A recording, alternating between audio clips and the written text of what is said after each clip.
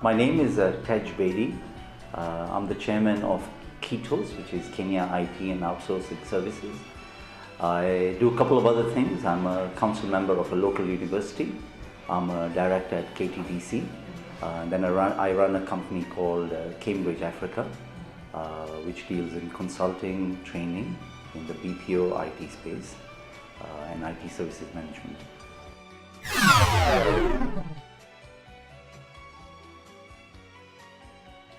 Kitos is a body that we kind of inherited from the former BPO society, which I came in as the chair last year, but we decided that it's not enough just to cater for the BPO industry.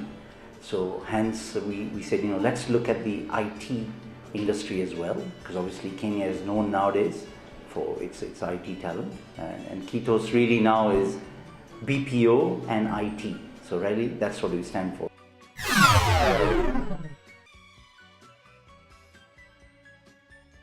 Objectives really for Kitos, marketing being the first one for all our members.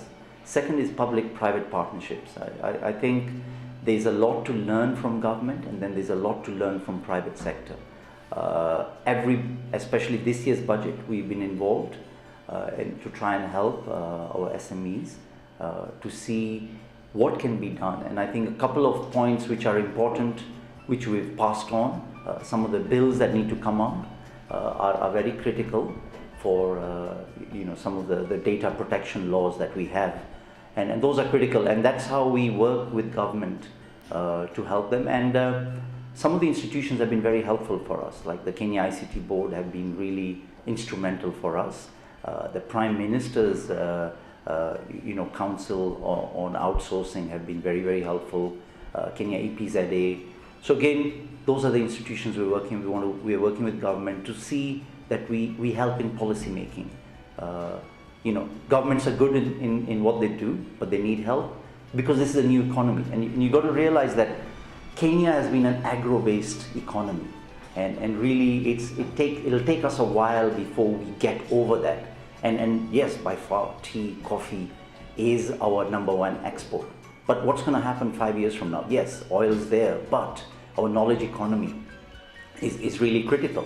So those are some of the things that we'll be looking at. We want to improve our business environment, make conducive business environment, ensure that all the towns have the fiber. We are trying to help with associations like TESPOC to ensure that BPO industries, IT industries are well looked after. Improving standards, that's another thing that we want to go into, process excellence. And that's something that Kitos will assist industry, will bring in the standards, ensuring that we are world class. Mentorship programs, I think that's something, and I think that's where Kuza Biashara will be very critical for us.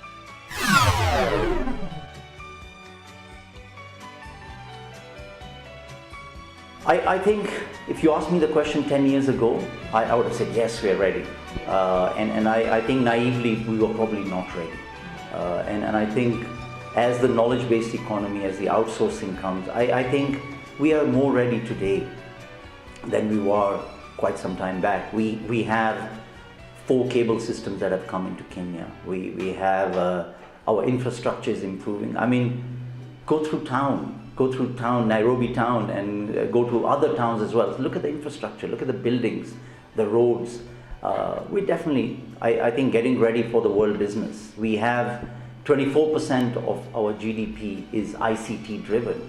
66% of people in Kenya are using mobile phones. So we're definitely ready. I think it's a matter of time when really, we pick up. If you look at, I think some of the big things that have happened to Kenya, Airtel coming into with their head office in Kenya, HP coming in, all these big brands, IBM putting a lot of infrastructure here, that means a lot for Kenya. And now, how will that help the Kenyan wananchi? It's really, one is we are creating jobs. There are jobs available today. Maybe not enough. I think, in my opinion, unemployment is still very high, and that will affect our other, things like our security. So we need to be better employed. We need to be having students that come out of universities more trained, ready for really getting into employment. So is Kenya ready? I think we will never say we're 100% ready, but I think a lot has happened. We are known for our mobile apps, we're known for M-Pesa. Those are things that you hear every day now, but those are critical points. You've got new things coming up in Kenya. You've got the iHubs, you've got the NILabs.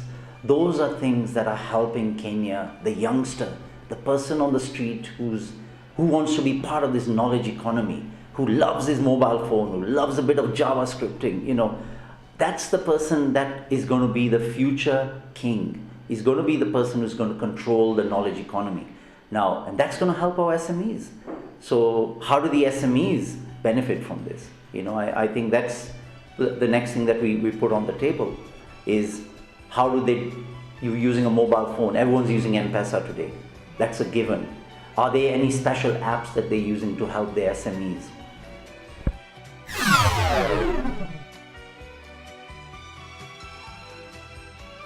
So really, we've got a lot of other industries that will benefit from the knowledge economy.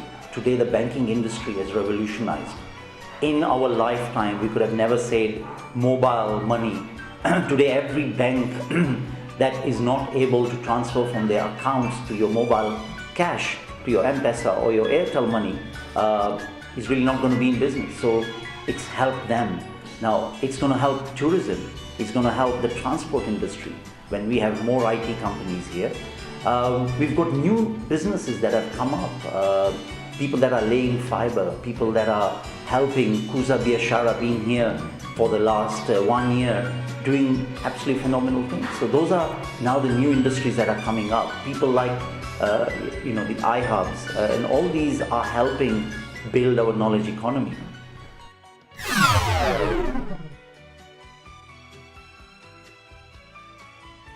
I think SMEs are in an absolutely fabulous time, but I think the challenge for them is to really understand what is good for them. Technology is very exciting. As I was younger, we all wanted to do this and that, but how do I improve my business?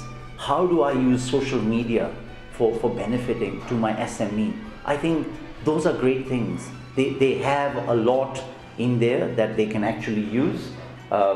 You've got cheaper calls today. You've got more ability to get on the internet. You've got mobile operators that have 3G, HSDPA. The speeds are getting faster. So really, what was happening 10 years ago, where we had no internet, we had a challenge for SMEs to get on the internet. It's going. There is fiber to the home. We've got people like Zuku, we've got people like Jamii putting in fiber to the homes. It's improving. So SMEs now need to look at more a Pan-African view. They can't just look at Kenya, and I think the opportunity comes for them right now. But again, you need people like Kuza Biashara that are going to help them. You need other people who are going to help them move on to use this technology. I think it's critical.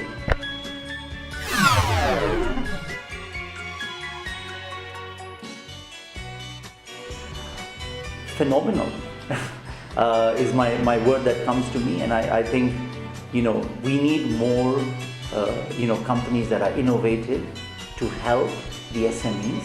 I think SMEs are the future. That's where the innovation will come in. That's where the GDP growth will come in. If you look at statistics, I think more than 50% of the GDP comes from SMEs. I stand to be corrected. It might even be more. But again, you've got the corporates, but you've got the SME. But the bulk of the growth in this economy will be SME. And where will the innovation come from? It has to be from the SME. That's only SME. But if you look at the talent that we have, that has to be driven with the SMEs. Now, Kuza Biashara, in all those towns, you're out there with a great network.